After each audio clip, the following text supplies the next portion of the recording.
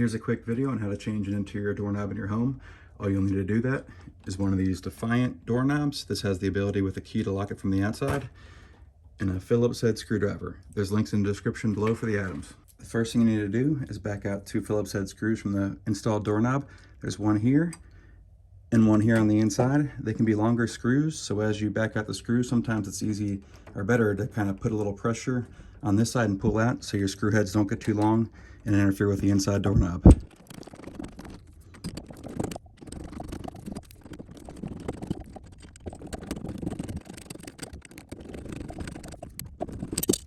Now that your doorknob's removed, you'll want to remove these 2 Phillips head screws from the little catcher.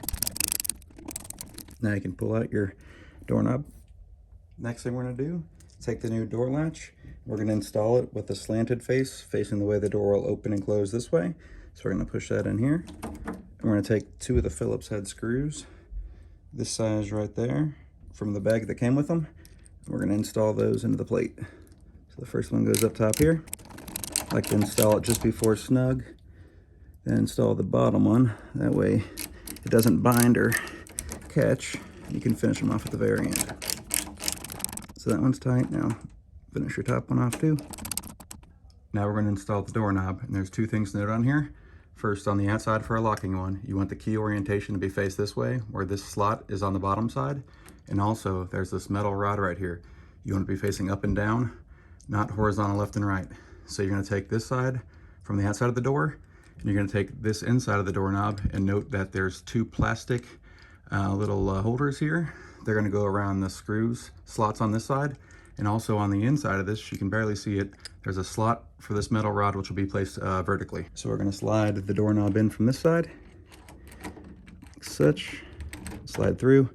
Now from the other side of the door, we're going to take the latch and slide it in so that the plastic rings line up over the screws, and it's on this way. So I can give it a few test turns here, and it looks good. So now we'll take these 2 nice machine screws from the inside, and we'll screw them into the slots to secure the doorknob.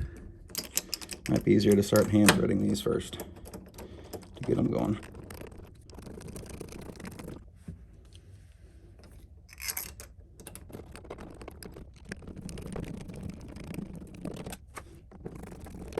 Now once they're screwed in, give it a couple test turns and make sure it releases clean.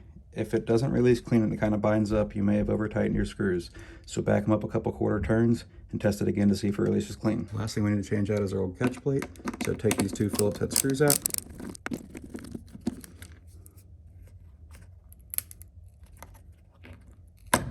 Now you can replace them with the new plate provided and these 2 threaded screws as well. So line them up and screw them back in.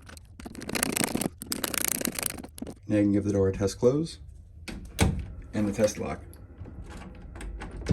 If there's any questions, please leave them in the comments below. If not, leave a thumbs up. Thanks.